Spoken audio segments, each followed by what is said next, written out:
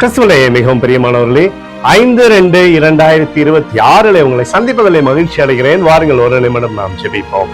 அன்பு தகப்பனே, இன்றைக்கு என்னுடைய பாதுகாப்புக்காய் ஜெபிக்கும்படி என் தேவனுடைய சமூகத்தில் வருகிறேன். என் தேவனுடைய நிறைவும் அன்பும் ஆசீர்வாதம் என்னுடைய வாழ்க்கையிலிருந்து செயல்படும்படி நீர் செய்தல்லும்படி ஜெபிக்கிறேன்.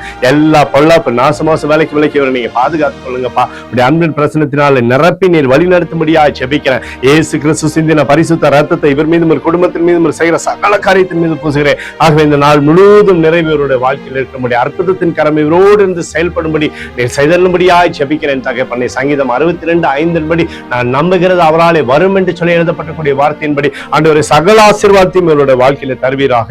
விசுவாசத்தை அதிகரித்து செயல்படுத்தி ஆசீர்வதிங்க, கிருபையினாலே நிரப்புங்க. இயேசுவின் நாமத்திலே ஒப்புக்கொண்டு ஜெபிக்கிறேன் நல்ல பிதாவே, ஆமென். பிரியமான ஜெப பங்காளரே, ஒரு நிமிடம் நம்ம இந்திய தேசத்திற்காகவும் ஜெபிப்போம்.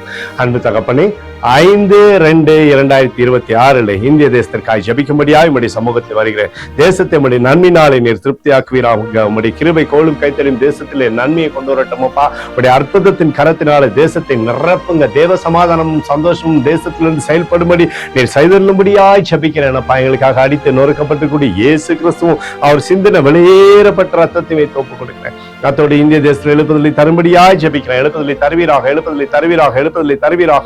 எழுப்புதலை கண்கள் பார்க்கும்படி நீர் ஆசீர்வதிக்கும்படி ஜெபிக்கிறேன். நேற்றும் இன்றும் என்று மாறாதவராகி இயேசுவின் நாமத்திலே ஒப்புக்கொண்டு ஜெபிக்கிறேன் நல்ல பிதாவே, ஆமென்.